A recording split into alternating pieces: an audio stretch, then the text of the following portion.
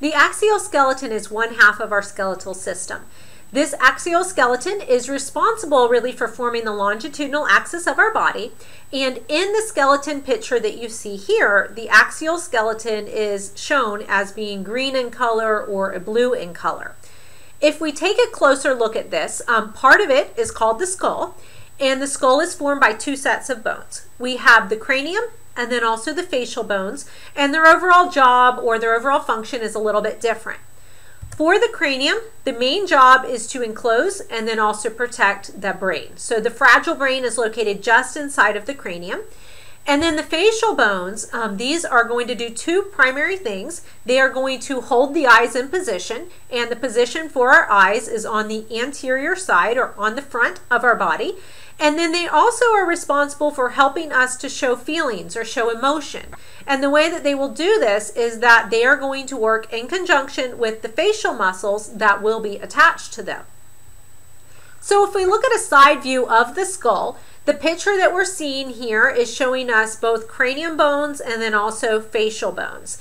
And they do have a lot of different shapes and sizes to them. If we focus first on the cranium bones, these are primarily going to be flat bones. So as flat bones, they're relatively flat. They tend to be curved.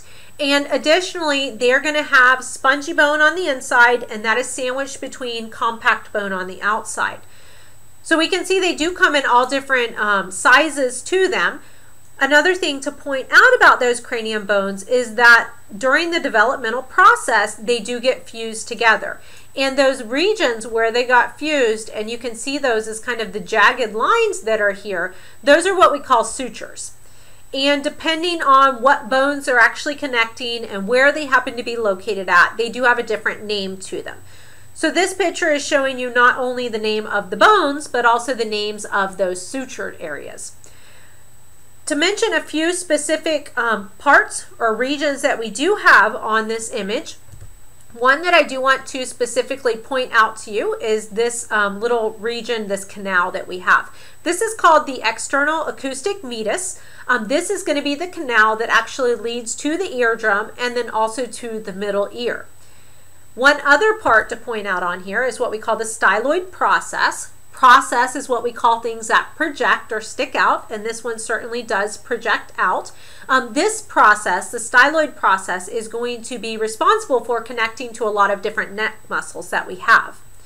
If we look at a top view of the skull, you can still see a lot of the different skull bones here. You can get a nice look at how those flat bones of the cranium are made up of the spongy bone on the inside and then the compact bone on the two sides. And we can see how it provides a nice area, big area that the brain is actually going to fit right into.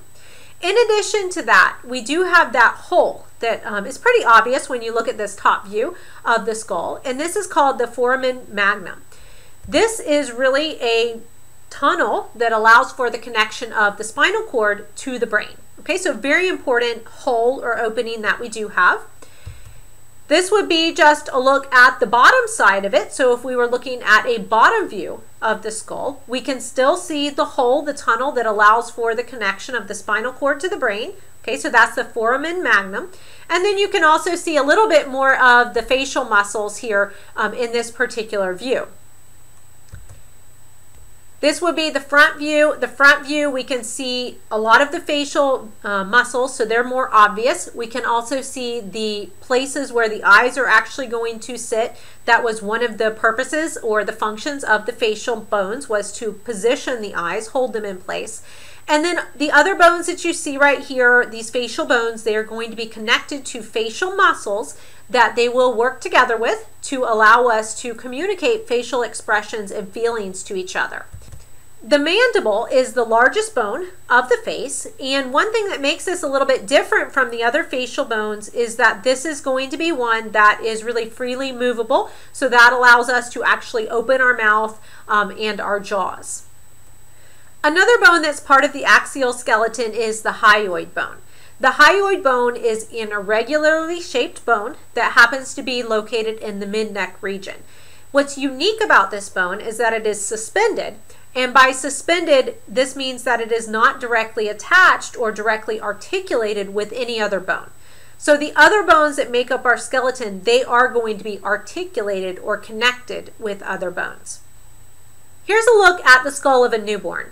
The newborn skull is not completely formed, and what we mean by that is it's not one solid piece of cranium. Instead, it's going to be separate individual cranium bones. And the reason for this is that if it's left unformed, then it allows for the head, the skull, to be compressed a little bit during the birth process. So obviously that's very important because we want it to be able to compress and not just crush.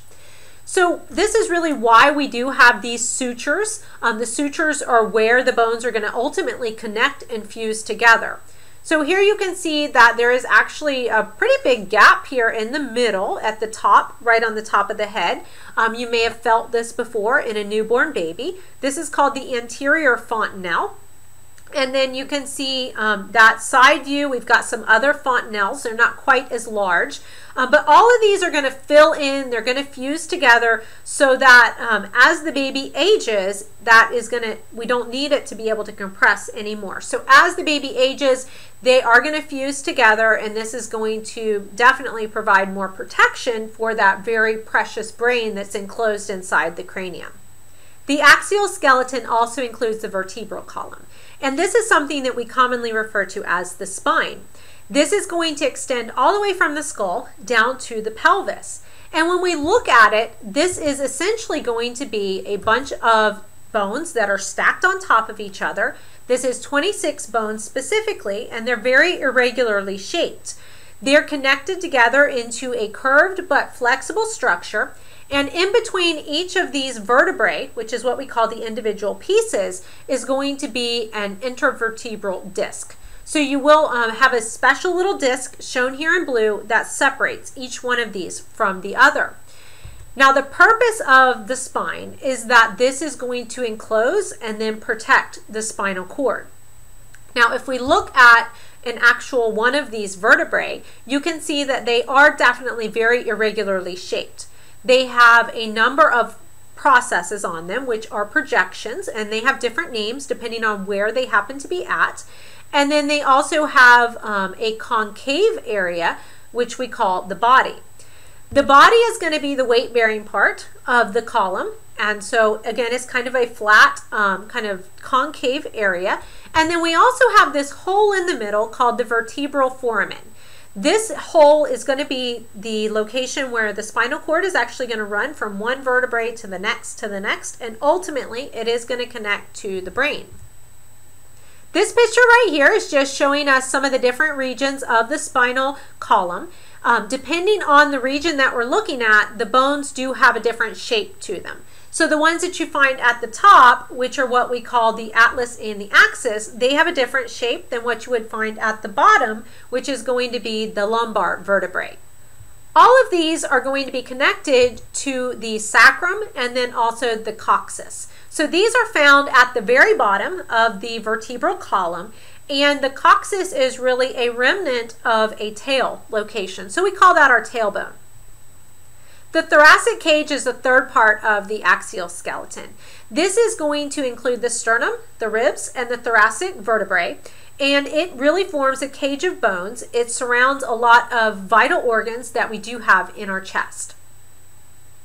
Besides the axial skeleton, the second half of our skeleton is the appendicular part. The appendicular part is made up of 126 bones, and these are bones of the limbs and then also our pelvic and pectoral girdles. In this picture here, it's going to be the bones that are shaded in tan. If we look at some of them, you can see right here, we do have the bones of the pectoral girdle, so that's up here at the top. We can just see a couple different views of that, and these do have some kind of unusual shapes to them. Here would be some of the bones of the arm. We can see that we have a number of long bones there. So remember that long bones are made up primarily of compact bone, and they have the diaphysis in the middle and the epiphysis on the two ends. Here would be a look at the bones that make up our hands. Notice that there are a lot of different bones there, and we're going to have a lot of different joints connecting those bones, and this is going to allow for a lot of different movement and manipulation of our hands. Here we have a look at our pelvic girdle. The pelvic girdle is going to be the attachment place for our legs. Here we can see a side view of the pelvic girdle, and we also have two pictures to the side here that show us the differences, the visual differences between a male pelvis, which is on the top, and then a female pelvis, which we do have on the bottom. If we talk about the differences, the specific differences between the female pelvis and the male pelvis, there's a whole list of differences that we can see there. One of them is that the female pelvis is larger and it's also going to be more rounded. It is shallower, so shorter this direction, and it also contains thinner, lighter bones. It has ilia that flare more laterally. The sacrum is shorter, and it's also less curved than what you would find in the male pelvis. We have shorter and further apart ischial spines, and the pubic arch is going to be more rounded due to a greater pubic arch angle. All of these differences are going to be important for the whole childbirth process. So that is something that happens specifically in females, and the female pelvis is designed to accommodate that. If we look at other pieces of the appendicular skeleton, the bones are shown right here. The bones are considered long bones. So as long bones, again, you can see that long diaphysis, the shaft down the center, and then the two enlarged ends to it. Here are the bones of the feet. The feet do contain a lot of different bones in them, just like the hands had a lot of different bones. And if we have a lot of different bones, we're going to have a lot of joints inside there as well.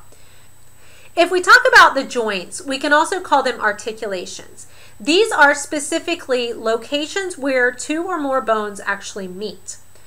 The purpose or the function of the joints is going to be to hold the bones together, one, and then second, to provide mobility.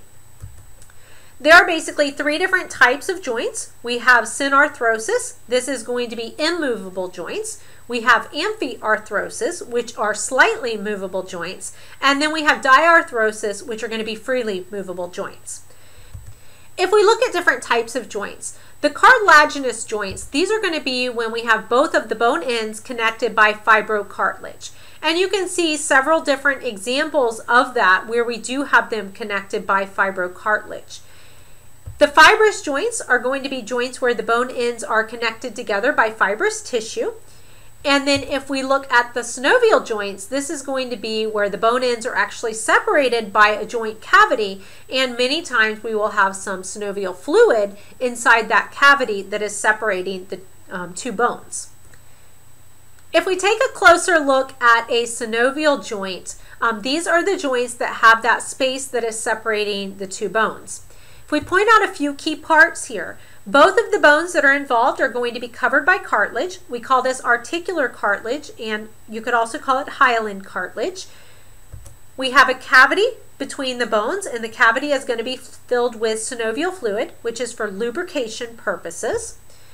And here we have an example of a bursa and then also a tendon sheath. These are both going to act like ball bearings, and the purpose of ball bearings is to reduce friction. So these are going to help reduce friction between the different structures that are involved in this joint. Dislocations are something that commonly occurs. A dislocation would be when a bone is actually forced out of the joint. So if that happens, then that bone has to basically be replaced into the joint. Joints can be classified according to the type of movement that they actually permit. So on this slide, we see several different types of joints as far as what type of movement they allow. The top one is the plane joint. The plane joint allows for gliding or slipping movement.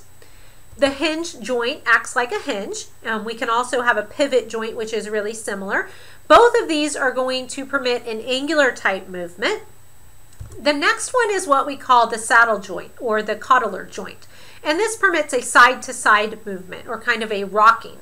And then the last one is what we call the ball and socket joint. The ball and socket joint is the one that's going to allow really the most movement, and this permits movement on all axes. And so what that means is that this is going to allow for actual rotation.